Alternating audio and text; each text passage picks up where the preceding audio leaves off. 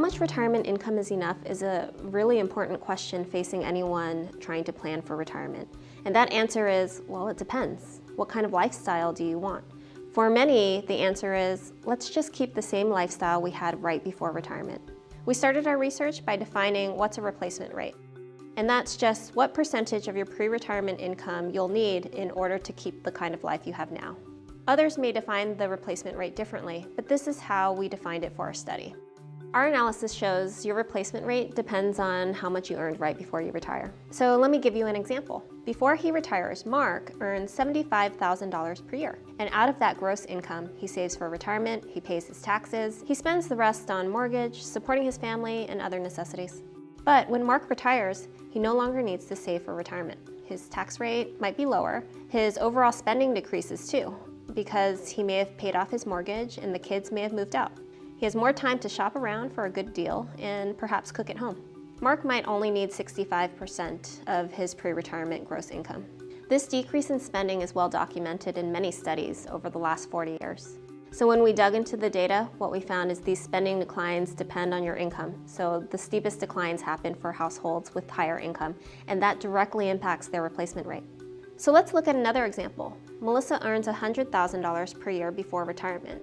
She saves at a higher rate, pays more in taxes, in addition to having more disposable income. So when Melissa retires, besides spending less, the decreases in taxes and savings really add up.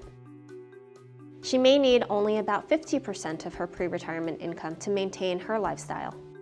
In our analysis, we considered people like Melissa who earn more than $100,000 to be high earners.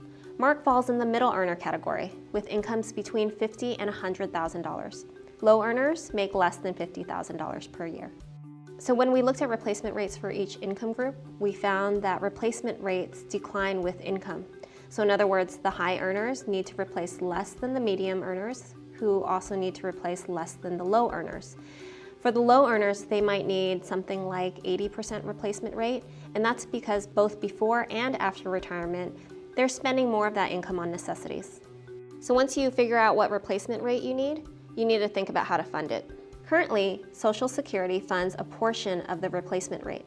You can see it has the greatest impact for low earners.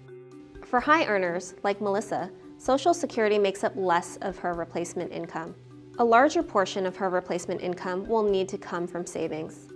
So why is it important for households to think about what replacement rate they'll need? Well, having a goal for retirement is the first step to deciding how much they'll need to save in order to have a successful retirement. And this is an individual decision. There's not going to be a one-size-fits-all rule that's going to apply to all households. So this is a framework to help guide people through making those decisions.